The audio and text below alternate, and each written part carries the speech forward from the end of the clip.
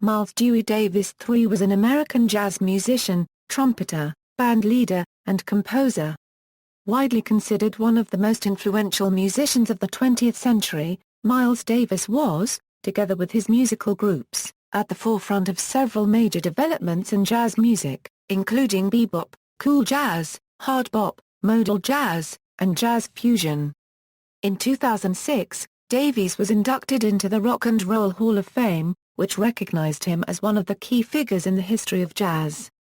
In 2008, his 1959 album Kind of Blue received its fourth platinum certification from the Recording Industry Association of America, for shipments of at least 4 million copies in the United States. On December 15, 2009, the U.S. House of Representatives passed a symbolic resolution recognizing and commemorating the album Kind of Blue on its 50th anniversary, honoring the masterpiece and reaffirming jazz as a national treasure. Life and career. Early life. Miles Dewey Davis was born on May 26, 1926, to an affluent African-American family in Alton, Illinois. His father, Miles Henry Davis, was a dentist. In 1927 the family moved to East St. Louis, Illinois. They also owned a substantial ranch in the Delta region of Arkansas near the city of Pine Bluff, Arkansas, where Davis's father and grandfather were from. It was in both East St. Louis, Illinois and near Pine Bluff, Arkansas that young Davis developed his earliest appreciation for music, listening to the gospel music of the black church. Davis' mother, Clota May Davis, wanted her son to learn the piano. She was a capable blues pianist but kept this fact hidden from her son. His musical studies began at 13, when his father gave him a trumpet and arranged lessons with local musician Elwood Buchanan. Davis later suggested that his father's instrument choice was made largely to irk his wife, who disliked the trumpet's sound. Against the fashion of the time, Buchanan stressed the importance of playing without vibrato. He was reported to have slapped Davis' knuckles every time he started using heavy vibrato. Davis would carry his clear signature tone throughout his career. He once remarked on its importance to him, saying, "I prefer a round sound with no attitude in it, like a round voice with not too much tremolo and not too much bass. Just right in the middle. If I can't unregistered trademark T get that sound, I can't unregistered trademark T play anything." Clark Terry was another important early influence. By age 16, Davis was a member of the Music Society and, when not at school, playing professionally first at the local Elks Club. At 17, he spent a year playing in Eddie Randall's band, the Blue Devils. During this time, Sonny Stitt tried to persuade him to join the Tiny Bradshaw Band, then passing through town, but Davis' mother insisted that he finish his final year of high school. He graduated from East St. Louis Lincoln High School in 1944. In 1944, the Billy Eckstine Band visited East St. Louis. Dizzy Gillespie and Charlie Parker were members of the band, and Davis was brought in on third trumpet for a couple of weeks because the regular player, Buddy Anderson, was out sick. Even after this experience, once Eckstine's band left town, Davis' parents were still keen for him to continue formal academic studies. New York and the bebop years begin. In the fall of 1944, following graduation from high school, Davis moved to New York City to study at the Juilliard School of Music. Upon arriving in New York, he spent most of his first weeks in town trying to get in contact with Charlie Parker, despite being advised against doing so by several people he met during his quest, including saxophonist Coleman Hawkins. Finally locating his idol, Davis became one of the cadre of musicians who held nightly jam sessions at two of Harlem's nightclubs, Minton's Playhouse and Monroe's. The group included many of the future leaders of the bebop revolution, young players such as Fats Navarro, Freddie Webster, and J.J. Johnson. Established musicians including Thelonious Monk and Kenny Clarke were also regular participants. Davis dropped out of Juilliard after asking permission from his father.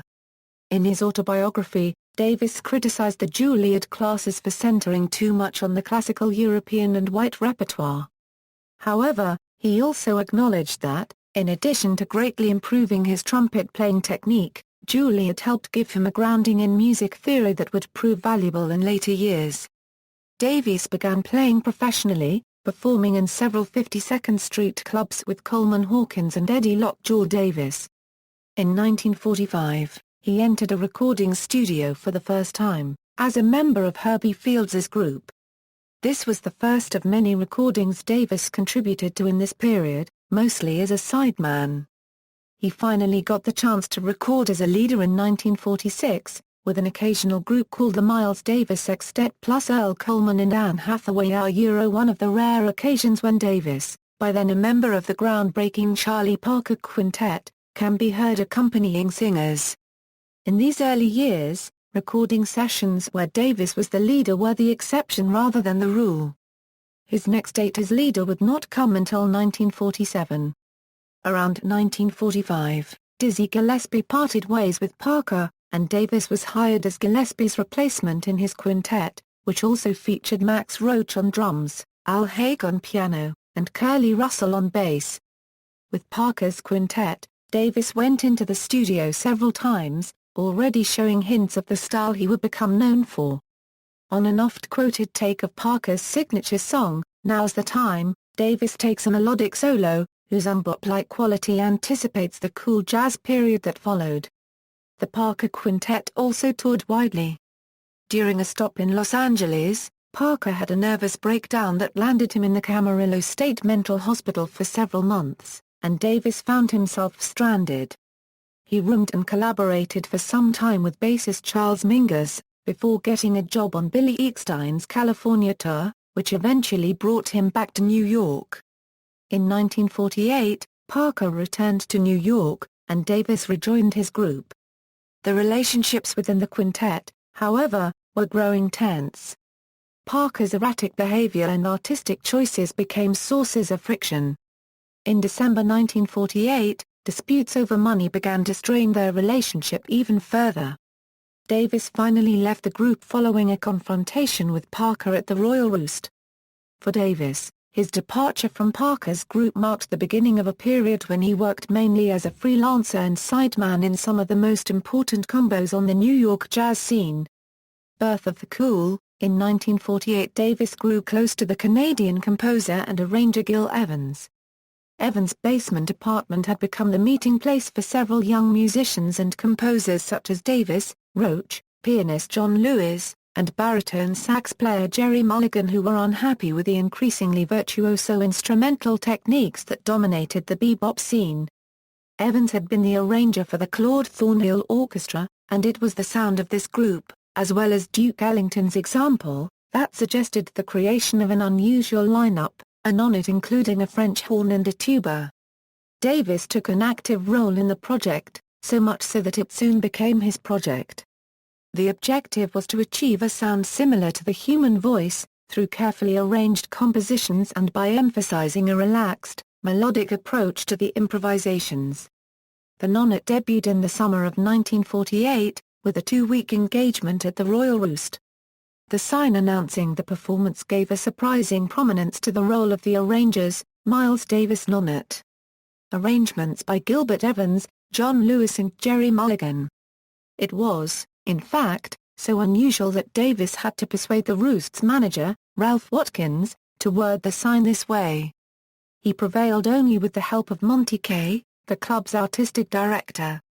The nonet was active until the end of 1949, along the way undergoing several changes in personnel. Roach and Davis were constantly featured, along with Mulligan, tuba player Bill Baba, and alto saxophonist Lee Konitz, who had been preferred to Sonny Stitt.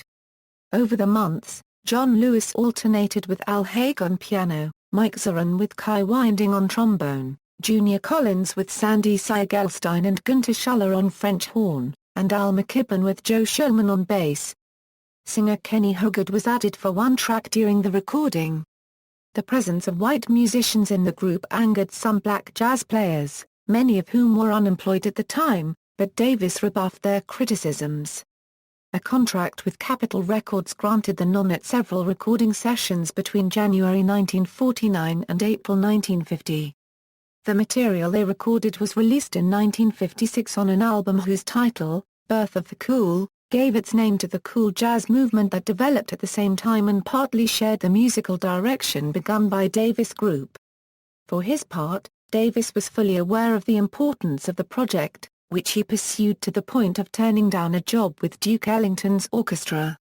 The importance of the non-it experience would become clear to critics in the larger public only in later years, but, at least commercially, the non-it was not a success.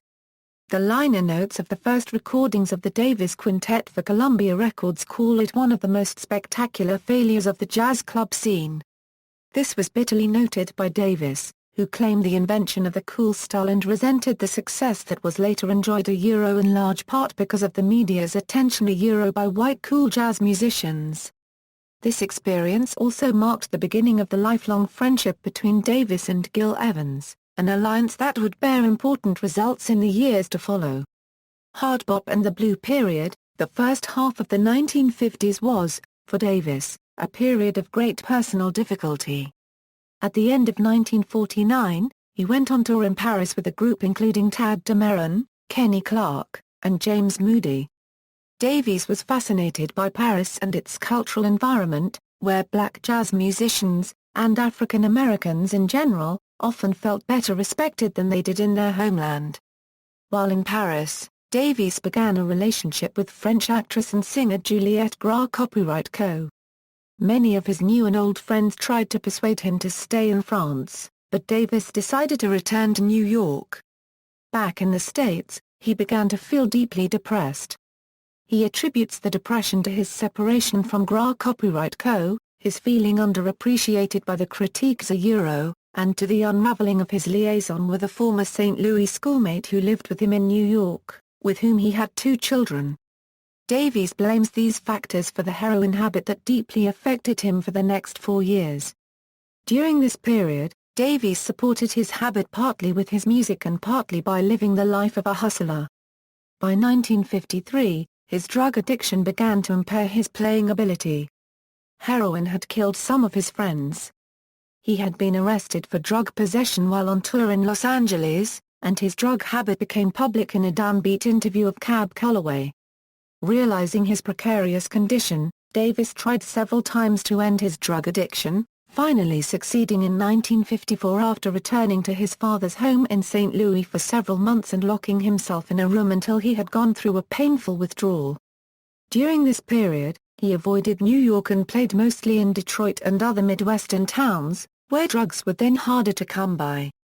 A widely related story, attributed to Richard Jennings, was that Davis, while in Detroit playing at the Bluebird Club as a guest soloist in Billy Mitchell's house band along with Tommy Flanagan, Elvin Jones, Betty Carter, Yusef Lateef, Barry Harris, Thad Jones, Curtis Fuller and Donald Byrd stumbled into Baker's Keyboard Lounge out to the rain, soaking wet and carrying his trumpet in a paper bag under his coat, walked to the bandstand and interrupted Max Roach and Clifford Brown in the midst of performing Sweet Georgia Brown by beginning to play My Funny Valentine, and then, after finishing the song, stumbled back into the rainy night. Davies was supposedly embarrassed into getting clean by this incident.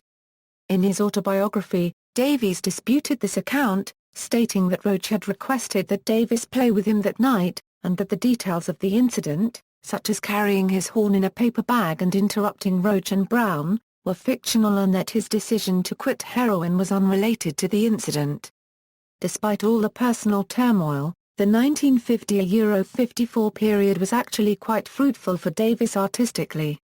He made quite a number of recordings and had several collaborations with other important musicians. He got to know the music of Chicago pianist Ahmad Jamal, whose elegant approach and use of space influenced him deeply. He also definitively severed his stylistic ties with bebop. In 1951, Davis met Bob Weinstock, the owner of Prestige Records, and signed a contract with the label. Between 1951 and 1954, he released many records on Prestige, with several different combos. While the personnel of the recordings varied, the lineup often featured Sonny Rollins and Art Blakey. Davies was particularly fond of Rollins and tried several times, in the years that preceded his meeting with John Coltrane, to recruit him for a regular group. He never succeeded, however, mostly because Rollins was prone to make himself unavailable for months at a time. In spite of the casual occasions that generated these recordings, their quality is almost always quite high, and they document the evolution of Davis' style and sound. During this time he began using the Harman mute, held close to the microphone, in a way that became his signature, and his phrasing, especially in ballads, became spacious, melodic, and relaxed. This sound became so characteristic that the use of the Harman mute by any jazz trumpet player since immediately conjures up Miles Davis. The most important Prestige recordings of this period originated mostly from recording sessions in 1951 and 1954, after Davis' recovery from his addiction. Also of importance are his 5 Blue Note recordings, collected in the Miles Davis Volume 1 album. With these recordings, Davis assumed a central position in what is known as hard bop. In contrast with bebop, hard bop used slower tempos and a less radical approach to harmony and melody, often adopting popular tunes and standards from the American songbook as starting points for improvisation.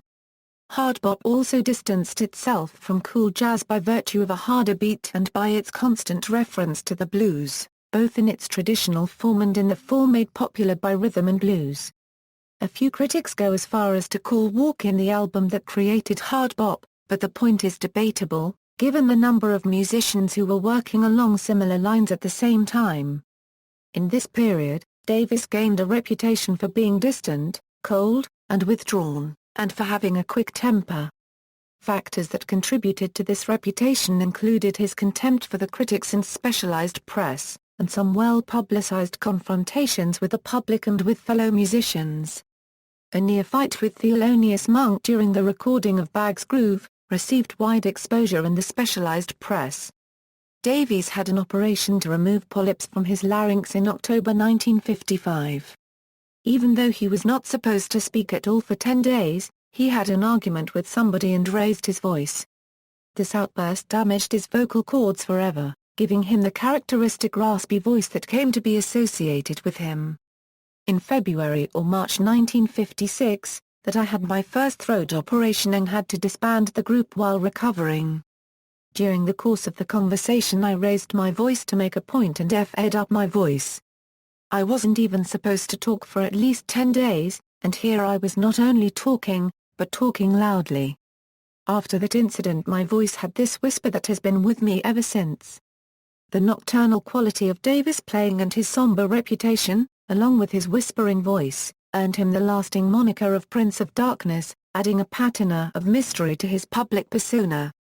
First Great Quintet and Sextet.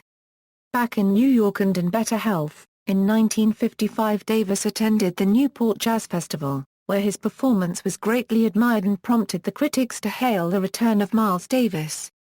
At the same time, Davis recruited the players for a formation that became known as his First Great Quintet: John Coltrane on tenor saxophone, Red Garland on piano, Paul Chambers on bass, and Philly Joe Jones on drums. None of these musicians, with the exception of Davis, had received a great deal of exposure before that time. Chambers, in particular, was very young, a Detroit player who had been on the New York scene for only about a year, working with the bands of Benny Green, Paul Quinichette, George Wallington, J.J. Johnson, and Kai Winding. Coltrane was little known at the time, in spite of earlier collaborations with Dizzy Gillespie, Earl Bostick, and Johnny Hodges. Davis hired Coltrane as a replacement for Sonny Rollins, after unsuccessfully trying to recruit alto saxophonist Julian Cannonball Adderley. The repertoire included many bebop mainstays, standards from the Great American Songbook and the pre-bop era, and some traditional tunes. The prevailing style of the group was a development of the Davis experience in the previous years, Davis playing long, legato, and essentially melodic lines, while Coltrane, who during these years emerged as a leading figure on the musical scene, contrasted by playing high-energy solos. With the new formation also came a new recording contract. In Newport, Rhode Island, Davis had met Columbia Records producer George Avakian, who persuaded him to sign with his label. The quintet made its debut on record with the extremely well-received Round About Midnight. Before leaving Prestige, however, Davies had to fulfill his obligations during 2 days of recording sessions in 1956. Prestige released these recordings in the following years as 4 albums: Relaxin' with the Miles Davis Quintet, Steamin' with the Miles Davis Quintet, Workin' with the Miles Davis Quintet, and Cookin' with the Miles Davis Quintet. While the recording took place in a studio, each record of this series has the structure and feel of a live performance, with several first takes on each album. The records became almost instant classics and were instrumental in establishing Davis Quintet as one of the best on the jazz scene.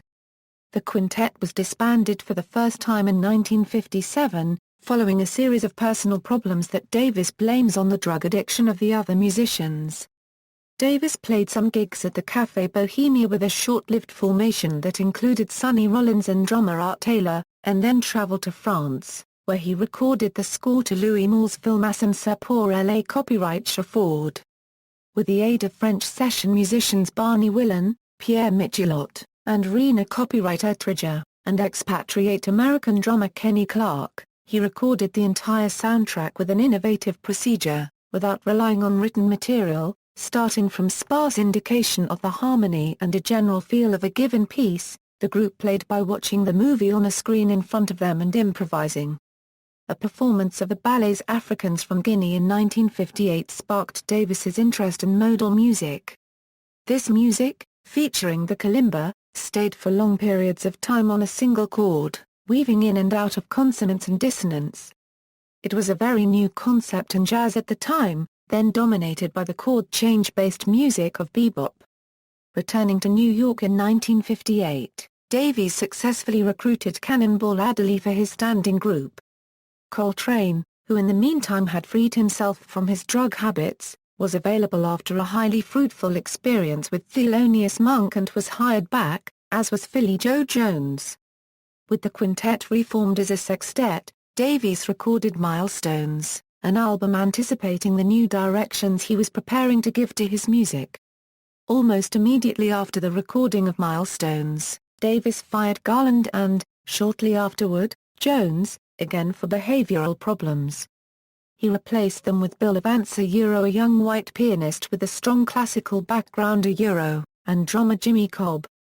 With this revamped formation, Davies began a year during which the sextet performed and toured extensively and produced a record.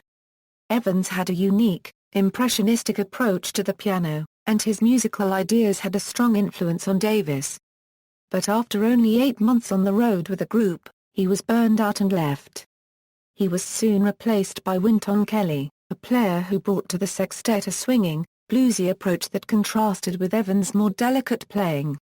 Recordings with Gil Evans. In the late 1950s and early 1960s, Davies recorded a series of albums with Gil Evans, often playing flageolen as well as trumpet.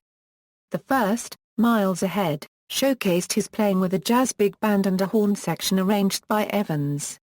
Songs included Dave Brubeck's The Duke, as well as La Copyright de Libes's The Maids of Cadiz, the first piece of European classical music Davis had recorded. Another distinctive feature of the album was the orchestral passages that Evans had devised as transitions between the different tracks, which were joined together with the innovative use of editing in the post-production phase, turning each side of the album into a seamless piece of music. In 1958, Davis and Evans were back in the studio to record Porgy and Bess, an arrangement of pieces from George Gershwin's opera of the same name. The lineup included 3 members of the sextet, Paul Chambers, Philly Joe Jones, and Julian Cannonball Adderley. Davies called the album one of his favorites. Also in 1958, he married his first wife Frances Taylor. Their marriage lasted 10 years, despite his persistent domestic violence. Sketches of Spain featured songs by contemporary Spanish composer Joaquin Rodrigo and also Manuel de Falla, as well as Gil Evans' originals with a Spanish flavor. Miles Davis at Carnegie Hall includes Rodrigo's Concierto de Aranjuez, along with other compositions recorded in concert with an orchestra under Evans' direction. Sessions with Davis and Evans in 1962 resulted in the album Quiet Nights, a short collection of bossa novas that was released against the wishes of both artists. Evans stated it was only half an album, and blamed the record company. Davies blamed producer Tio Macero, to whom he did not speak for more than 2 years. This was the last time Evans and Davis made a full album together.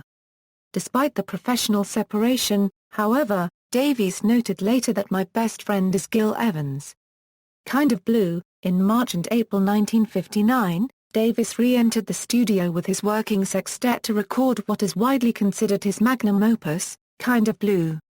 He called back Bill Evans, months away from forming what would become his own seminal trio, for the album's sessions, as the music had been planned around Evans' piano style. Both Davis and Evans were acquainted with the ideas of pianist George Russell regarding modal jazz. Davis from discussions with Russell and others before the birth of the Cool Sessions, and Evans from study with Russell in 1956. Davis, however, had neglected to inform current pianist Kelly of Evans' role in the recordings. Kelly subsequently played only on the track Freddie Freeloader, and was not present at the April dates for the album. So What? And All Blues had been played by the sextet at performances prior to the recording sessions, but for the other 3 compositions, Davis and Evans prepared skeletal harmonic frameworks that the other musicians saw for the first time on the day of recording, to allow a fresher approach to their improvisations. The resulting album has proven both highly popular and enormously influential. According to the RIAA, Kind of Blue is the best-selling jazz album of all time, having been certified as quadruple platinum. In December 2009, the U.S. House of Representatives voted 409-0 to pass a resolution honoring the album as a national treasure. The trumpet Davis used on the recording is currently displayed in the Music Building on the campus of the University of North Carolina at Greensboro. It was donated to the school by Arthur Buddy Gist, who met Davis in 1949 and became a close friend. The gift was the reason why the jazz program at UNCG is named the Miles Davis Jazz Studies Program. In August 1959, the Miles Davis Quintet was appearing at the famous Birdland nightclub in New York City. After finishing a recording for the armed services, Davis took a break outside the club. As he was escorting an attractive blonde woman across the sidewalk to a taxi, Davis was told by a patrolman to move on. Davis explained that he worked at the nightclub and refused to move. The officer said that he would arrest Davis and grabbed him as Davis protected himself. Witnesses said that the patrolman punched Davis in the stomach with his nightstick without provocation. While 2 detectives held the crowd back, a 3rd detective approached Davis from behind and beat him about the head. Davis was arrested and taken to jail where he was charged with feloniously assaulting an officer. He was then taken to St. Clair Hospital where he received 5 stitches for a wound on his head. The following October, he was acquitted of the charge of disorderly conduct and was likewise acquitted the following January of the charge of 3rd-degree assault.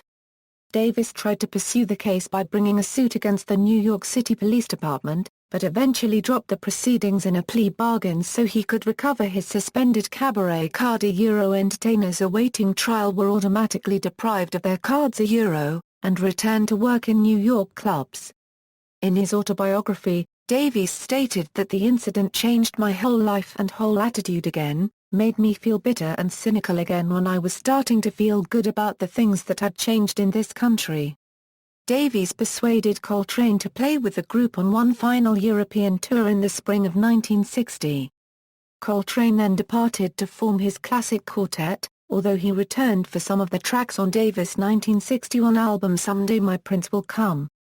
After Coltrane, Davis tried various saxophonists, including Jimmy Heath, Sonny Stitt, and Hank Mobley. The quintet with Hank Mobley was recorded in the studio and on several live engagements at Carnegie Hall and the Black Hawk Jazz Club in San Francisco.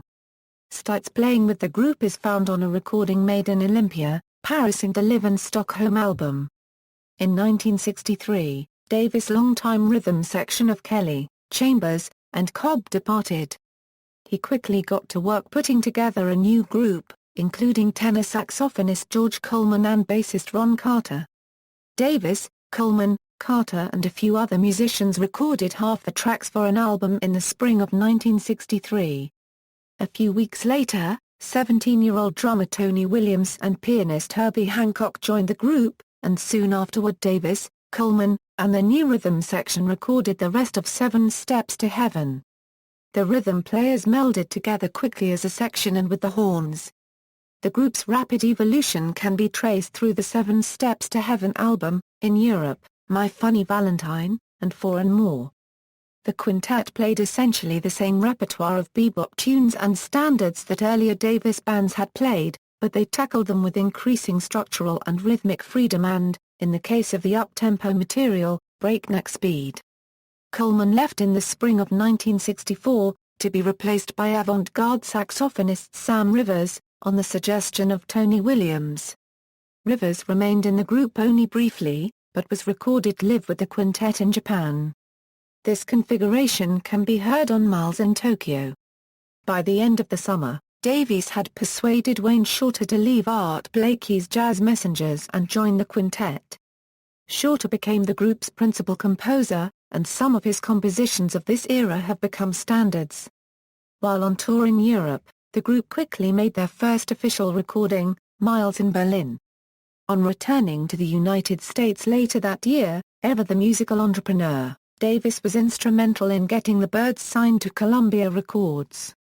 Second great quintet, by the time of ESP, Davis's lineup consisted of Wayne Shorter, Herbie Hancock, Ron Carter, and Tony Williams. The last of his acoustic bands, this group is often referred to as the Second Great Quintet. A two-night Chicago performance in late 1965 is captured on the complete Live at the Plugged Nickel 1965, released in 1995. Unlike their studio albums, the live engagement shows the group still playing primarily standards and bebop tunes. Although some of the titles remain the same as the tunes played by the 1950s quintet, the quick tempos and musical departure from the framework of the tune are dramatic. It could be said that these live performances of standards are as radical as the studio recordings of new compositions on the albums listed below. The recording of Live at the Plugged Nickel was not issued anywhere in the 1960s, first appearing as a Japan-only partial issue in the late 1970s, then as a double LP in the US and Europe in 1982. It was followed by a series of studio recordings, Miles Smiles, Sorcerer, Nefertiti, Miles in the Sky, and Phil's de Kilimanjaro. The quintet's approach to improvisation came to be known as time no changes, or free bop, because they abandoned the more conventional chord change-based approach of bebop for a modal approach. Through Nefertiti, the studio recordings consisted primarily of originals composed by Shorter, with occasional compositions by the other sidemen. In 1967, the group began to play their live concerts in continuous sets, each tune flowing into the next, with only the melody indicating any sort of demarcation. Davis's bands would continue to perform in this way until his retirement in 1975. Miles in the Sky and Phil's de Kilimanjaro, a Euro, which tentatively introduced electric bass, electric piano, and electric guitar on some tracks, a Euro pointed the way to the subsequent fusion phase of Davis's career. Davies also began experimenting with more rock-oriented rhythms on these records. By the time the second half of Phil's de Kilimanjaro was recorded, bassist Dave Holland and pianist Chick Corea had replaced Carter and Hancock in the working band, though both Carter and Hancock occasionally contributed to future recording sessions. Davies soon began to take over the compositional duties of his sidemen. Electric Miles.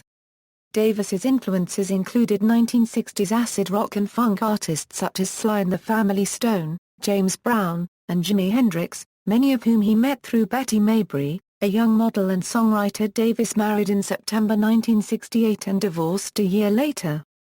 The musical transition required that Davis and his band adapt to electric instruments in both live performances and the studio.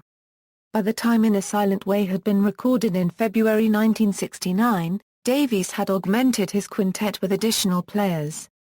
At various times Hancock or Joe Zawinul was brought in to join Corea on electric keyboards, and guitarist John McLaughlin made the first of his many appearances with Davis. By this point, Shorter was also doubling on soprano saxophone. After recording this album, Williams left to form his group Lifetime and was replaced by Jack DeJohnette. 6 months later, an even larger group of musicians, including Jack DeJohnette, heir to RIAA, and Benny Maupin, recorded the double LP Bitches Brew, which became a huge seller, reaching gold status by 1976. This album and In a Silent Way were among the first fusions of jazz and rock that were commercially successful, building on the groundwork laid by Charles Lloyd, Larry Coryell, and others who pioneered a genre that would become known as jazz rock fusion. During this period, Davis toured with Shorter, Coryell, Holland, and DeJohnette. The group's repertoire included material from Bitches Brew, In a Silent Way, and the 1960s quintet albums, along with an occasional standard. In 1972, Davis was introduced to the music of Karlheinz Stockhausen by Paul Buckmaster, leading to a period of new creative exploration. Biographer J.K. Chambers wrote that the effect of Davis' study of Stockhausen could not be repressed for long. Davis' own space music shows Stockhausen's influence compositionally. His recordings and performances during this period were described as space music by fans, by music critic Leonard Feather, and by Buckmaster, who described it as a lot of mood changes, a Euro-heavy, dark, intense Euro-definitely space music. Both Bitches Brew and In a Silent Way feature extended compositions that were never actually played straight through by the musicians in the studio. Instead, Davis and producer Tio Macero selected musical motifs of various lengths from recorded extended improvisations and edited them together into a musical whole that exists only in the recorded version. Bitches Brew made use of such electronic effects as multi-tracking, tape loops, and other editing techniques. Both records, especially Bitches Brew, were big sellers.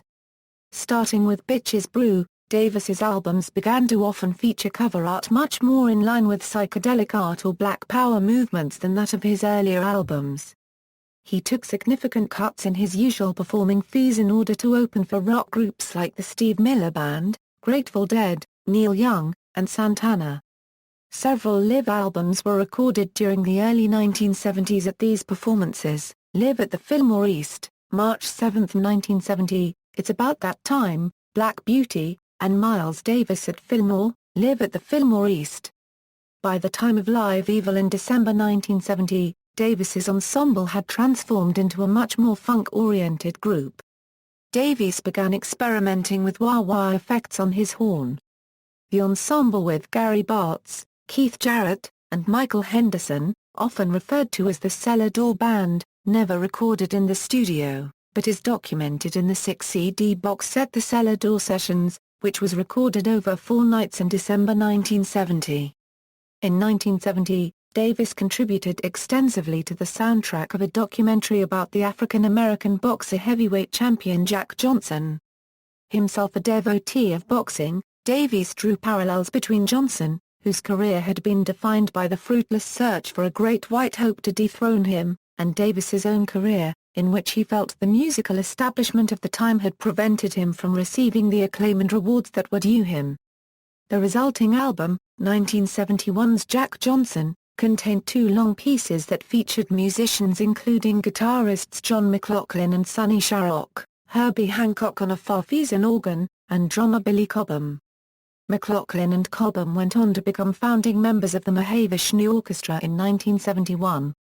As Davis stated in his autobiography, he wanted to make music for the young African-American audience. On the Corner blended funk elements with the traditional jazz styles he had played his entire career. The album was highlighted by the appearance of saxophonist Carlos Garnett. Critics were not kind to the album. In his autobiography, Davis stated that critics could not figure out how to categorize it, and he complained that the album was not promoted to the right crowd. Columbia tried selling the album to the old jazz generation who didn't really understand it instead of the younger crowd that Miles intended the album for. After recording On the Corner, Davis put together a new group, with only Michael Henderson, Carlos Garnett, and percussionist McCune returning from the previous band. It included guitarist Reggie Lucas, tabla player Badal Roy, sitarist Kallal Balakrishna, and drummer Al Foster. It was unusual in that none of the sidemen were major jazz instrumentalists. As a result, the music emphasized rhythmic density and shifting textures instead of individual solos. This group, which recorded in Philharmonic Hall for the album in concert, was unsatisfactory to Davis. Through the first half of 1973, he dropped the tabla and sitar, took over keyboard duties, and added guitarist Pete Cousy.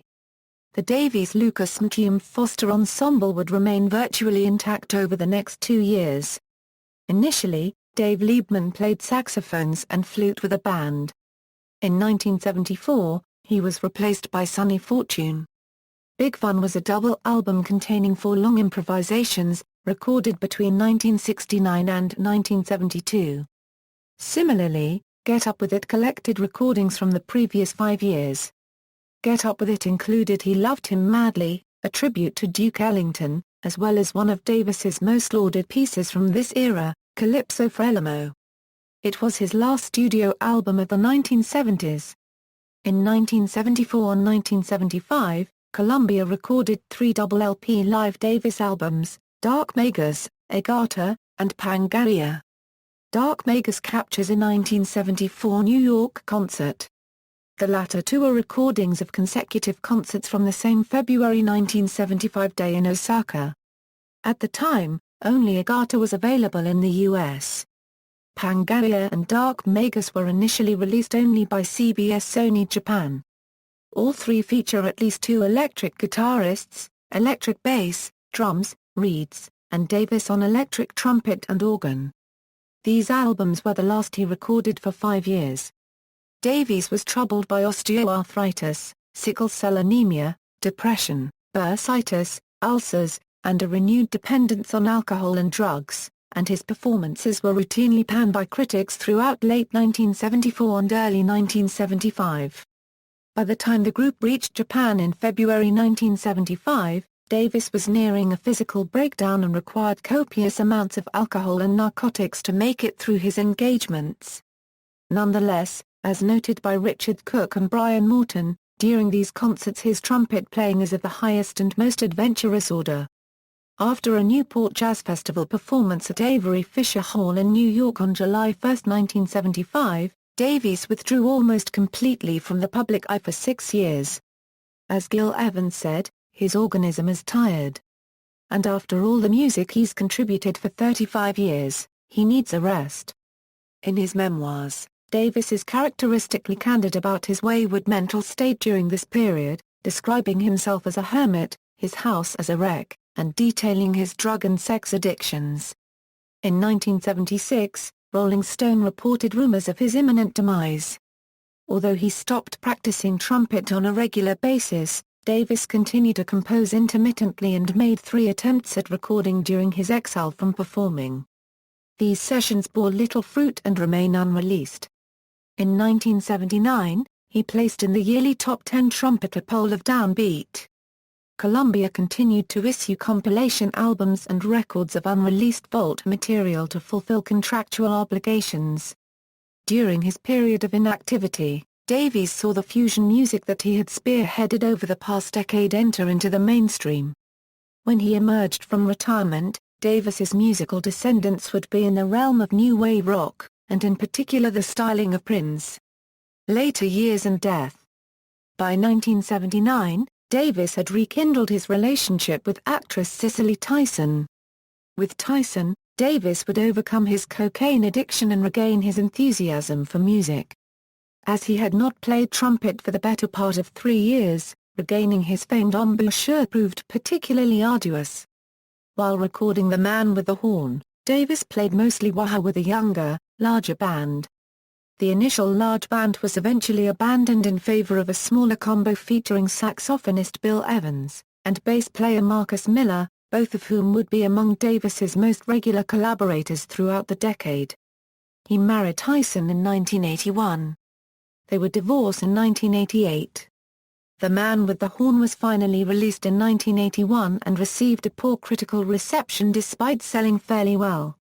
In May, the new band played 2 dates as part of the Newport Jazz Festival. The concerts, as well as the live recording We Want Miles from the ensuing tour, received positive reviews. By late 1982, Davis's band included French percussionist Mino Sinelou and guitarist John Scofield, with whom he worked closely on the album Star People. In mid-1983, while working on the tracks for Decoy, an album mixing soul music and electronica that was released in 1984, Davies brought in producer, composer and keyboardist Robert Irving III, who had earlier collaborated with him on The Man with the Horn. With a seven-piece band, including Schofield, Evans, keyboardist and music director Irving, drummer Al Foster and bassist Darryl Jones, Davies played a series of European gigs to positive receptions. While in Europe, he took part in the recording of Aura, an orchestral tribute to Davies composed by Danish trumpeter Paul McElberg. You're Under Arrest, Davies' next album, was released in 1985 and included another brief stylistic detour. Included on the album were his interpretations of Cyndi Lauper's ballad Time After Time, and Michael Jackson's pop hit Human Nature. Davies considered releasing an entire album of pop songs and recorded dozens of them, but the idea was scrapped. Davies noted that many of today's accepted jazz standards were in fact pop songs from Broadway theater, and that he was simply updating the standards repertoire with new material. 1985 also saw Davies guest star on the TV show Miami Vice as pimp and minor criminal Ivory Jones in the episode titled Junk Love. You're Under Arrest was Davies' final album for Columbia. Trumpeter Wynton Marsalis publicly dismissed Davies' more recent fusion recordings as not being true jazz, comments Davies initially shrugged off, calling Marsalis a nice young man, only confused. This changed after Marsalis appeared, unannounced, on stage in the midst of Davies' performance at the inaugural Vancouver International Jazz Festival in 1986. Marsalis whispered into Davies' ear that someone had told him to do so. Davies responded by ordering him off the stage. Davies grew irritated at Columbia's delay releasing Aura. The breaking point in the label-artist relationship appears to have come when a Columbia jazz producer requested Davies place a goodwill birthday call to Marsalis. Davies signed with Warner Brothers Records shortly thereafter. Davies collaborated with a number of figures from the British New Wave movement during this period, including Scritti Politti.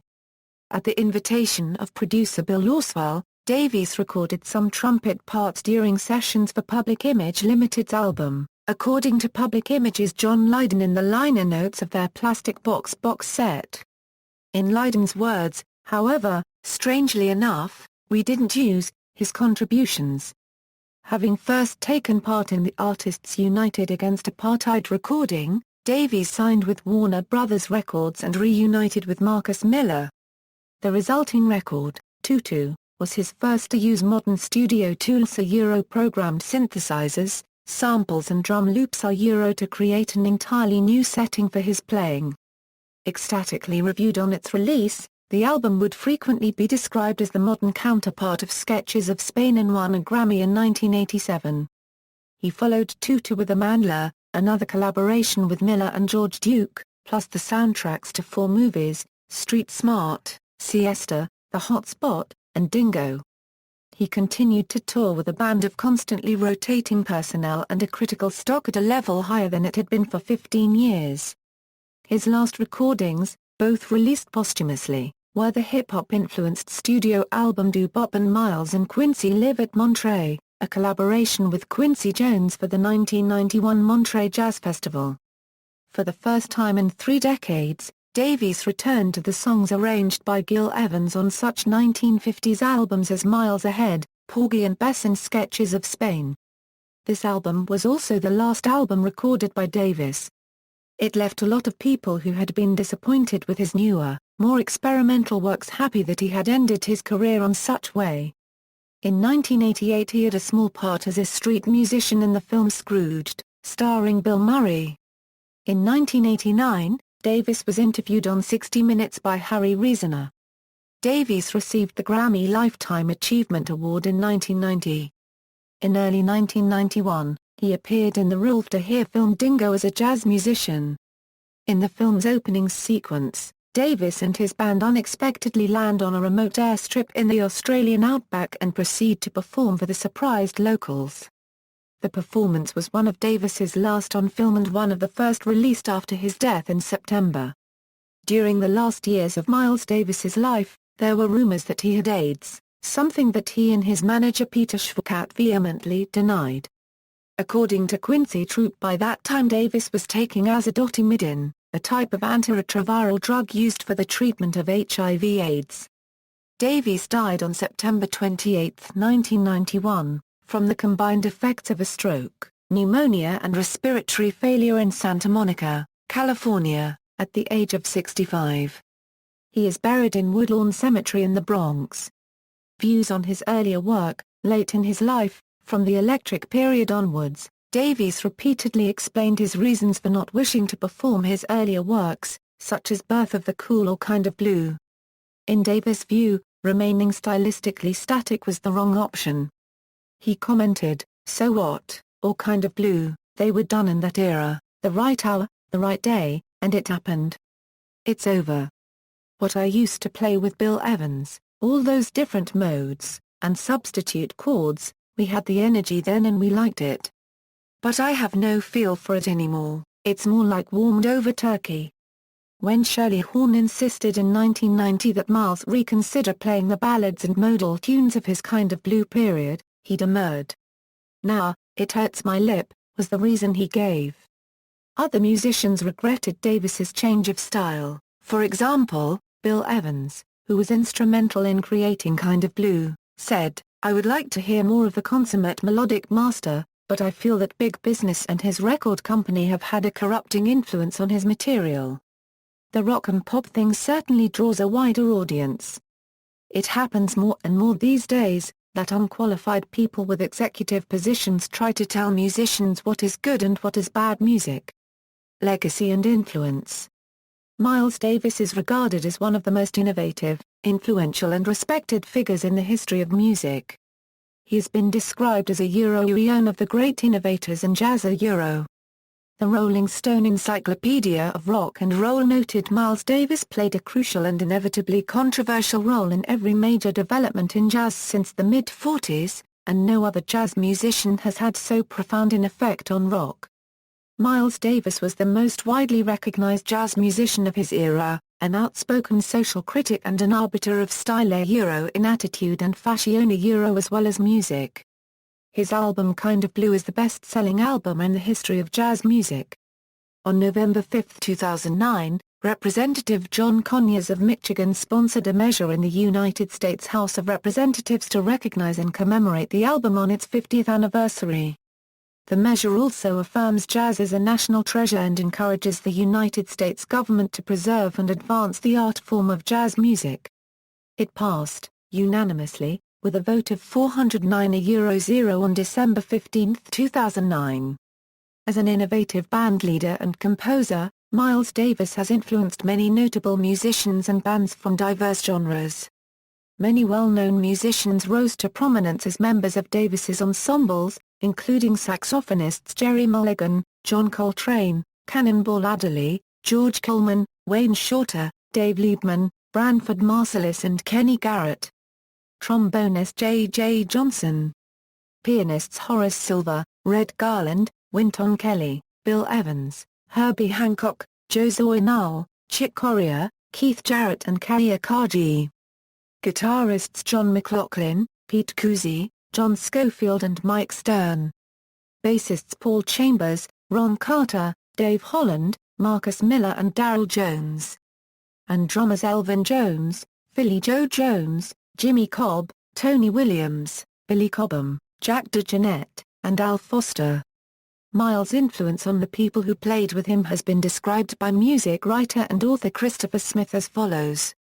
Miles Davis' artistic interest was in the creation and manipulation of ritual space, in which gestures could be endowed with symbolic power sufficient to form a functional communicative, and hence musical, vocabulary. Miles' performance tradition emphasized orality and the transmission of information and artistic insight from individual to individual. His position in that tradition, and his personality, talents, and artistic interests, impelled him to pursue a uniquely individual solution to the problems and the experiential possibilities of improvised performance. His approach, owing largely to the African American performance tradition that focused on individual expression, emphatic interaction, and creative response to shifting contents, had a profound impact on generations of jazz musicians. In 1986, the New England Conservatory awarded Miles Davis an honorary doctorate for his extraordinary contributions to music. Since 1960, the National Academy of Recording Arts and Sciences has honored him with 8 Grammy Awards, a Grammy Lifetime Achievement Award, and 3 Grammy Hall of Fame Awards. In 2010, Mulder Jazz premiered a play called Driving Miles, which focused on a landmark concert Davis performed in Molde, Norway, in 1984. Awards winner. Downbeat Readers Poll Best Trumpet Player 1955, winner. Downbeat Readers Poll Best Trumpet Player 1957, winner.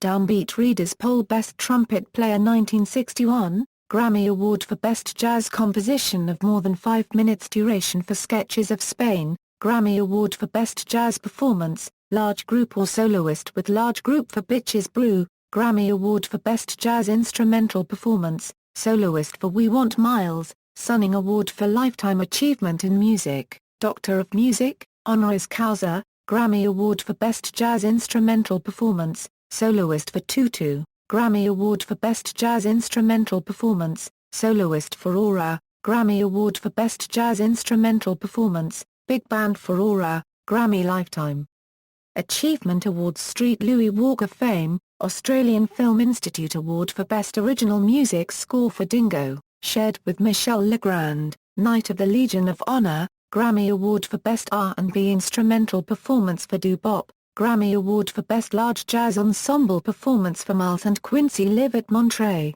Hollywood Walk of Fame Star, Rock and Roll Hall of Fame Induction, Hollywood's Rock Hawk Induction, RIAA Quadruple Platinum for Kind of Blue, Discography.